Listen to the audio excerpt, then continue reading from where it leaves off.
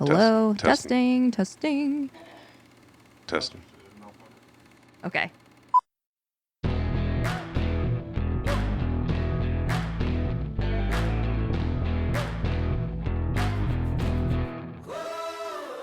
You're listening to Mastering Retail, a brand new podcast series about how to succeed in the world of e-commerce. This podcast is brought to you by Digital Commerce at Essential. Essential's digital commerce business unit has a variety of brands ready to help you excel and grow in e-commerce, such as WhyteSpyder, Flywheel Digital, Perpetua, Edge, Spotlight, and OneSpace, and that's not even all of them. This season, we are focusing on Walmart, and Walmart was founded by Sam Walton back in 1962. Our company's built on people. The success we've had is because of our people. And I believe that. You believed it from the beginning. All of our associates believe it. We've made partners out of our folks rather than employees. And they know that we've been sincere in trying to share the profits with them. And they, in turn, have worked harder than our competitors. We've kept our prices lower than our competitors' prices. We've led the nation in cost of doing business, in sales per square foot, in all the measurements you can imagine over about a 15-year period in this business that we've all put together here in Bentonville, Arkansas.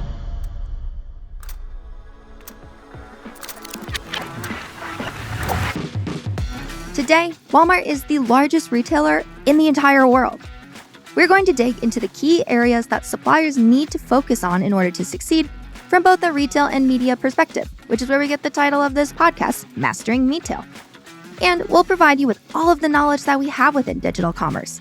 A daunting task, but with the help of my colleagues that I enlisted for this season, I'm sure that you will walk away from this podcast with more knowledge than you had, regardless of your level of seniority in this space. And since we are talking Walmart in this season, you're going to hear a lot about omnichannel. Omnichannel retail in of itself is a brand new type of industry, a new retail revolution, and it's building a plane while you're flying. Literally, that's what omnichannel retail is today. It's building the plane while you're flying. My name is Emma Irwin, and I entered the e-commerce industry fresh out of college about a year ago. I'm 23 years old, and normally I'm helping brands drive sales growth on Amazon at Flywheel Digital, but I'm also hosting this podcast, asking serious questions, and sometimes even trying to be a bit funny. That would not be an original joke, because I get that joke all the time. There is always room for learning in this industry, especially when you're like me and have really only been exposed to one of the major players. And how better for me to continue to expand my own knowledge than talking to some of the brightest minds we have at Essential. So why not join me for the ride? Ready to go. I'm starting off this season talking to the founder of one of Essential's digital commerce brands, WhyteSpyder. This is going to be the best interview of all time. Well, we'll see about that. It's up to the listeners to decide, but the man here with plenty of confidence is... I'll let him introduce himself. My name is Eric Howerton. I'm the founder and chief growth officer for WhyteSpyder. As Eric says, he is the founder of the company WhyteSpyder. He'll tell us the founding story, and we'll also learn why the company is called WhyteSpyder. And that is white and spider spelled with a Y instead of an I. At one point in my life, I had decided to be an entrepreneur, although I didn't know I was deciding to be an entrepreneur. I was very young at the time, and I had another business before WhyteSpyder. I actually had a couple of them. But as far as WhyteSpyder is concerned, definitely saw a need for digital communications. And specifically, when we launched WhyteSpyder, it was dedicated towards e-commerce. And part of e-commerce, one of the more important pieces is your search engine optimization.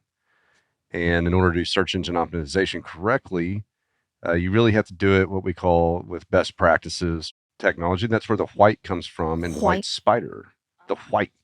And then the spiders represented the search engine crawlers or the robots or AKA spiders. And so therefore you get WhyteSpyder. And WhyteSpyder spelt with I's .com was taken. So we changed the I's to Y's, and it also looked kind of cool. And so we got WhyteSpyder.com, and there we go. That's what happened. So our ambition in the beginning was always to set out to build an online commerce business with best practices. And you do that by telling the truth through content. And you can't trick or hack or spam the robots and the algorithms. And you certainly can't do that to human beings. And so our intention was always just to do optimization, content the correct way, so that not only can you get discovered, but then you can convert, and then you retain the algorithms and the users that are looking at the web pages. We'll learn about Eric's 3 key considerations when it comes to winning in e-commerce with a special focus on Walmart. And you'll learn a lot about the wonders of Arkansas in this season, too. Wonderful water, rivers, lakes, wonderful mountain biking trails, and great people and sweet tea. I'm sold. Good, isn't it? Yeah. You're welcome. Welcome to Arkansas. I'm sold. Okay. What is the last thing you purchased from Walmart? I purchased some Quest bars because I'm trying to curb my appetite so I don't eat so much other stuff like pizza and ice cream and all the things that I love. Are they helping? A little bit. Depends on if I eat them fast enough. And then I also bought, at the same time, some ant killer because... Gotta murder some ants. Yeah, because I had some apples on the shelf that went a little long and ants started coming around, and my wife doesn't like ants. They don't really necessarily bother me too much. I mean, I could actually live out in the woods in a cave with ants all around. Do you have fire ants down here? You do. You have to go a little bit further south, just a little bit. I mean, you can find them around here. We can go look for them if you want to, but I'll add that to our itinerary. Yeah, when I see them, I get away from them. I don't run into them too much. But yeah, I bought that ant killer. Actually, it's the best ant killing bait that there is. I mean, it works every time. And did you buy those 2 things at Walmart, or? It was specifically went to the store because I didn't need it 24 hours from now. I need it right now. Last thing before we go back to our regularly scheduled program. What is something that has been on your digital wish list? So by that, I mean, it just sits either in your mind or on a tab on your computer or something. Doesn't have to be on walmart.com, but something that you just won't actually convert on. However, you're not going to answer it right now. I'm going to round out our entire interview with that, but I'm putting it on your brain so that you're not fully I need time to think about that when we get back to it. Got it. Okay. As mentioned, we're focusing on Walmart for this season of Mastering Retail. And we're pulling knowledge primarily from WhyteSpyder. So I asked Eric how WhyteSpyder came to be so knowledgeable about Walmart. When we initially launched, we were really dedicated towards going after regional type businesses that wanted to start a national footprint through e-commerce. And we did everything from A to Z, right? Everything from building up their e-commerce platform, using Magento, to email marketing, search engine optimization, pay-per-click, SEM, social media, whatever it took, right? And then creating that content. But we were founded and headquartered here in Northwest Arkansas. So, I was born and raised in Arkansas. So I've always known Walmart my entire life. You can't be from Arkansas and not know about Walmart or even shop at Walmart. And especially in Northwest Arkansas, where Walmart's headquarters are, it was pretty obvious that when you have Walmart, the world's largest retailer, and then Walmart's suppliers, their major brands. So I think there's roughly around 3,000, 4,000 individual major brands that have office locations in our area between Bentonville, Rogers, and Fayetteville. And so as an entrepreneur, it's a pretty obvious target, right? You're like, hey, I want to do business with Procter & Gamble or Kimberly-Clark or Alcon or Tillamook, whoever it might be. And so you set after, wanting to be involved in that community. And so when we originally started, we were doing e-com before e-com was cool, right? And so at that time when we were founded back in 2010, as crazy as it seems, it's only been a little bit over a decade, but e-commerce was not really that cool, especially within the Walmart ecosystem, right? Because it was all about brick and mortar, shopper marketing, store marketing type principles, even at Walmart and even with the suppliers. And so as we had started our business, we were helping those regional businesses out. And as we're trying to break into kind of that Walmart supplier market, there wasn't too much of an interest in our digital e-commerce kind of capabilities, but we wanted it and it made a lot of sense. And then as we started noticing and talking with suppliers, their Walmart.com did start to kind of graduate from Walmart's perspective, and suppliers were starting to feel a little bit of pressure as Walmart was starting to grow that digital side of their business. We noticed that the product detail page for some of the biggest brands with some of the biggest items that everybody on the planet knows, but you would go to the Walmart.com product detail page where people click add to cart, and the titles were not written with optimization. The descriptions were not SEO optimized. The images were 1 or 2 or 3, didn't really tell a story. There was no rich media. And I was dumbfounded being an e-com expert going, how in the world can you have one of the most well-known items and brands in the world at the world's largest retailer on that .com and not have the best product detail page on planet Earth. Like it made no sense to me. And I was like, hey, that's a huge market need. We can take all of our e-commerce capabilities, knowing that the ultimate landing page of all transactions falls on that product detail page. And we know exactly how to make that the best. And so that's what we set out to do. And we got connected with Walmart. They were just starting their content service provider program. And when we got connected with them, we quickly realized that it's not e-commerce that Walmart's going after. It is omnichannel retail. With that, we can move into Eric's first key consideration when it comes to winning on Walmart. And his first point is that omnichannel is important. Omnichannel is the winner, not e-com, not brick and mortar, all of it together. That's the winner. That's where Walmart's going. That's why I believe in it, because it's not necessarily, I do believe in Walmart, really believe in omnichannel as the ultimate solution to the shopper demand, period. And I tell this to people all the time, like I see e-commerce really as becoming the most inconvenient way to transact in a couple of years. If I wanted a 6-pack of Coke, right? And I call it Coke, we're from Arkansas, right? So it means soda pop. If I said, hey, Emma, let's get us a 6-pack of Coke, and I could have a choice of going online, ordering online, and having it shipped to my house in 24 hours versus going online and having it brought to us delivery in 10 minutes. Same price, same product. The only difference is the convenience of when I get that, I can bet you a lot of money that most people will choose the 10 minutes, right? All that stuff's that's going to be part of doing business. I guess that's one of the biggest questions of the day for omnichannel. It's one of the barriers, but if you look over the last 5 years, delivery fees and subscriptions and all these types of things, like how are you going to financially make this model work? They are working really hard and relentlessly to figure those things out because they know that that's a barrier.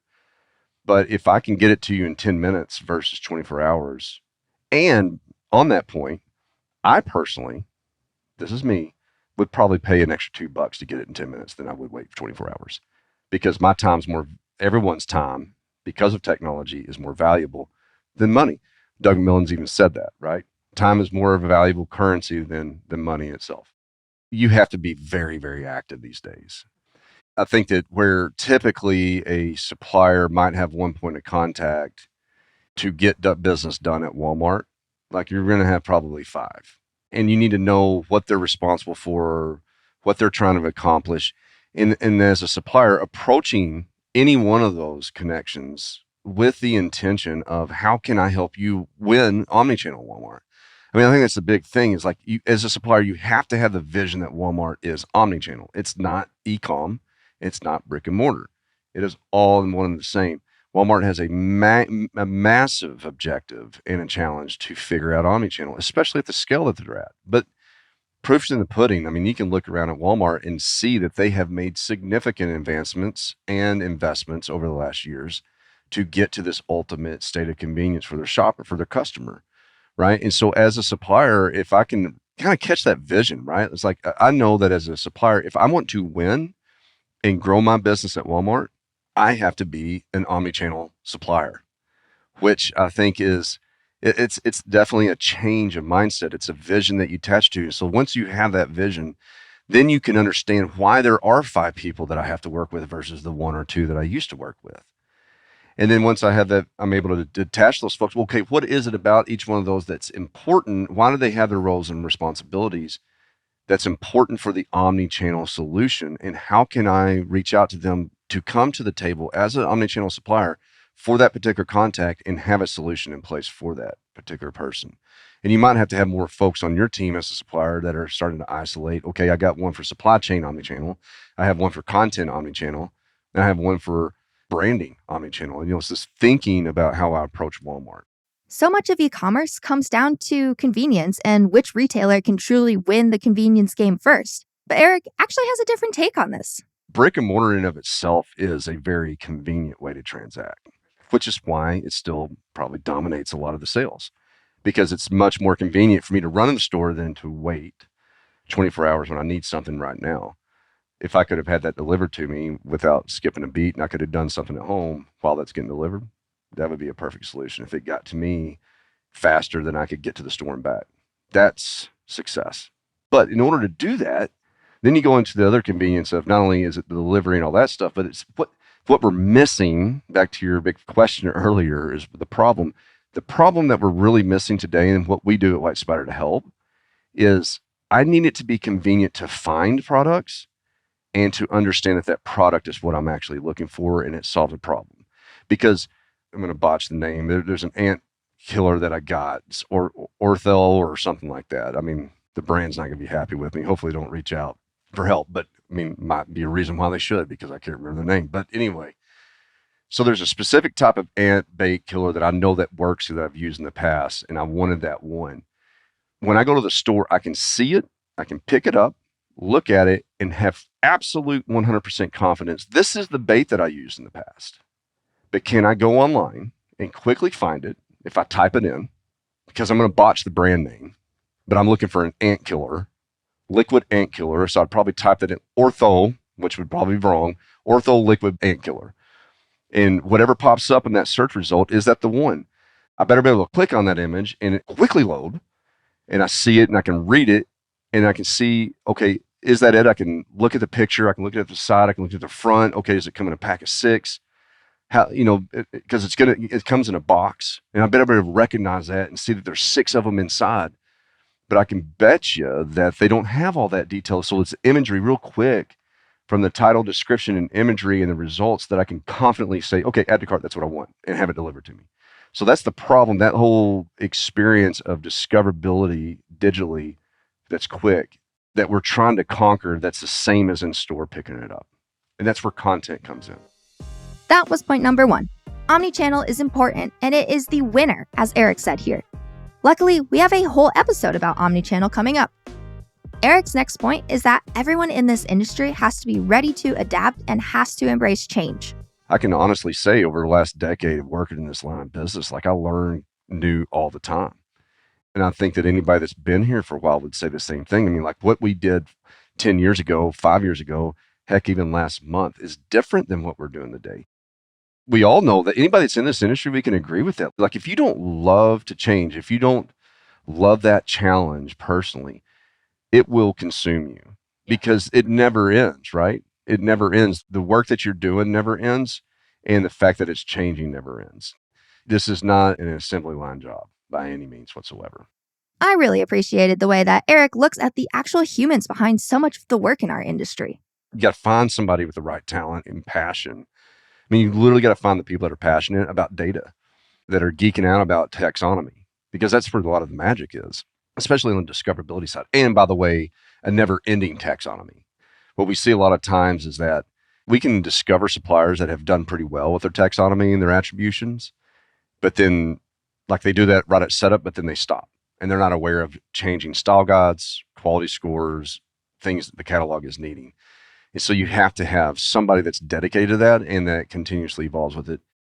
But at the end of the day, the way that I honestly see this is that, yes, we're talking about a lot of business problems, but businesses, at least in 2022, are nothing but filled with people, and people are human beings, and people and human beings have emotions.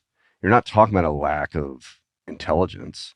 There's an emotional intelligence that's going behind this, right? And at the end of the day, if people are stressed out and cannot get their job completed, they are out of capacity, and there's a missing vision from the industry as a whole, it's not a very beneficial type of purposeful life. I think that we see a lot of times, I've seen a lot of folks that move jobs or get out of the industry, or new folks coming in, and it's all exciting and they're gone in 2 years. I mean, it's just this revolving door. And I believe personally that's because a lot of times we're not latching onto the vision to understand what is really being required. And so that way the emotional well-being of the individuals at the suppliers are ready to handle what they're walking into, and same for the retailers. So let's just recap. Eric's first point was that omnichannel is important for winning on Walmart. The second we just covered is that you need to be willing to adapt and change, and you need to have people who are willing to learn constantly on your team. But before we move to the last point, let's enjoy a brief moment of bonding between me and Eric as we discovered that it is just no bueno when things disappear from your virtual basket after some time. Now, I've also had a lot of items that are in cart that I'm just going to come back to later, and then it disappears. And then That's you can't no find it bueno. again? No Well, bueno. they get rid of all the items in my basket. I hate that. I hate I that hate so that. much. Come on. Like, you can have all my privacy and all my personal information. Just keep my stuff in the cart, right? Keep my basket, man. And then I let me love know it. if you're out of stock and I've put it in my basket. Let me know when it comes back in stock. That'd be great because I would buy Yeah. from you. Yeah. But no one lets me know. So now the onus is on me to go do the research. I don't have time for that. I don't have time for that. That's part of the problem we're living in today. Like, everybody wants you to do the work. Yeah. Like, you sign up for something. Like, I got to go do all the work to download the app and put in my information. It's like all the onus comes back. Oh, if you want to check out, you have to go complete this. I believe that's another problem figured out. And then let's move on to the last point. I'll let Eric describe this. He kind of took control here anyway. I know I've taken over the podcast show. I'm sorry about that. The topic is about the importance of the catalog. But as I said, let's let Eric describe. There's still the fundamental problem of omni retail that needs to be solved, and it's pretty simple, but it still isn't solved. The catalog. Omnichannel will not be successful. The retailer won't be successful. The brand won't be successful. And most importantly, shoppers won't be successful. And then also algorithms won't be successful. Technology won't be successful without absolute best-in-class, never-ending, constantly evolving, more detailed, accurate, complete information at the product level. Boom. And it's not a set it and forget it, right? This isn't a chicken rotisserie oven where you set it, walk away for 30 minutes, and then you come back and it's just ready for you and juicy. You can't do that in this business. You have to, face the problem dead on. You have to look at your catalog. If I got 100 items, or if I got 10,000, if you have 10,000, sorry, you got to put more emphasis and more investment in your 10,000 item catalog. And you have to get in at the item level, understand everything from research and development and engineering. Why did you create that product? What are the qualities about that product? All the way to understand the shopper behaviors. What are they actually looking for, right? To retail parameters about how their catalog works, to the way an algorithm works. All those things put together, and relentlessly go into the catalog and complete as many attributes as you possibly can. Every retailer is different. So you got, if you're in 20 retailers, guess what? You need 20 different versions of your catalog. Oh, and don't forget about Google. You need all those things, and you have to invest. Right when you create the item, you get it in the market, you can't stop there. Like, you have to massage that puppy. Like, every week you should be looking at the entire, like, if you did it really well and right, that's how you have to go about it. So clearly the catalog is important, but dedicating the right resources to your catalog can be tough and the work is time consuming. This led me to ask Eric about any risks that could exist from spending too much time on the catalog. Yeah, I think that there's a big risk that I've seen a really vicious cycle for both the retail, Walmart, and suppliers, is just not doing it right with the right approach. The content that's needed in order to make shopping work in the omnichannel environment is what we call more merchandising related content than it is marketing content.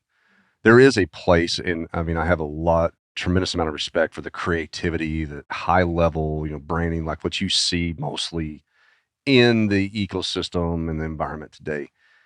But marketing content is different and creative content is a lot different than the merchandising content. Merchandising content definitely doesn't strike the bone of a creative person, right? We're talking about specifications and attributions, really boring spreadsheet stuff. You got to find somebody with the right talent and passion. You literally got to find the people that are passionate about data, that are geeking out about taxonomy, because that's where a lot of the magic is, especially on the discoverability side. And by the way, a never-ending taxonomy. What we see a lot of times is that we can discover suppliers that have done pretty well with their taxonomy and their attributions, but then, like, they do that right at setup, but then they stop. And they're not aware of changing style guides, quality scores, things that the catalog is needing. And so you have to have somebody that's dedicated to that and that continuously evolves with it. Nobody wants to do a lot of this work. That's part of the problem that we have, right? It's how do you find the talent that people that are passionate, like they are in the creative side, that are passionate about the merchandising side in the digital space. And I've seen that as kind of a recurring vicious cycle. And so the vicious cycle to that is that you get everybody on board. Everybody's excited to create this wonderful new content for the catalog. And then it gets put into this big creative ecosystem that, has all this expensive dialogue and meetings and direction. And then you lose the fact that, hey, I just need a freaking spreadsheet built for my 30 items that are 30 columns wide. And then I need to do it again next week. And so people might take 6 months to build this beautiful content for their catalog, but all the while they're missing sales from day 0 to 6 months. There's missing sales. And then, by the way, when they get it published, then they have publishing syndication issues, right? Because nothing works perfectly. I mean, I would love to just send a piece of content to Walmart and it goes published immediately and everything's hunky-dory and fine. It worked. It doesn't happen. I mean, it's too complex. The catalog is too complex. And so publishing that content and then making sure it sticks and stays, because Walmart has, just even last year, Walmart changed their entire website architecture into an omnichannel website. That has impact. I mean, it's like changing softwares, data gets lost. And so you have to stay attuned to that. And so that vicious cycle, and then I've seen people try to hire internally for it. That's danger zone. And that's not a plug. I mean, that's just legitimately, I have very rarely seen suppliers internalize a merchandising content team and be really successful at it. I'm talking about like the ideal state of success, right? I'm not talking about just marginal success or cooperation. Just it takes a group of niche specialists that where you can have some fundamental resources internally, but you got to rely on expertise at that particular catalog because it's a spider web. No pun intended. Ooh. Ooh, I know. I just threw that out there. It's a WhyteSpyder web that you have to just kind of constantly be willing to crawl and to navigate and to discover and to improve. And it takes an army. That just about wraps up the first episode of Mastering Retail on Walmart. But I'll leave you with these words from Eric about omnichannel. What this is it's an ideal. It's not a goal, right? An ideal is a goal that you can never really attain, but you still shoot for it. So it's an ideal state that we're in. That's omnichannel. Of course, I had to come back to my digital wish list question. We're back to your digital wish list. Yes. That thing that you just won't actually press buy now. You probably have added it to cart. Well, that might just be me. But you won't press buy now. And why? I can tell you the reason I don't press buy now Okay. is because of lack of information. I'm not confident to buy it. So I like this brand called Arc'teryx. Yeah, I can see that. He's Yeah, fully everybody decked out in decked out. Arc'teryx. I almost made a joke if you have a brand deal with them or something earlier. That would not be an original joke because I get that joke all the time. I've only ever seen you with the Arc'teryx, like, is it a bird? I think it's a bird skeleton. It's like a dead bird. Yeah. So I get frustrated because I can't find the inventory and I don't trust some of the other places that maybe I've discovered the inventory. Gotcha. And Yeah. so I've got that added and I just don't check out. And that fully wraps up our first episode of this season of Mastering Retail. Come along with us as we continue to dig deeper into winning on Walmart through both a retail and media lens, and be sure to listen to the next episode where we talk about omnichannel, what that really means, and how suppliers need to think about it. If you enjoyed this episode, please like us, follow us, and share the word. We are here to bring you the best e-com knowledge that's out there, courtesy of Digital Commerce at Essential.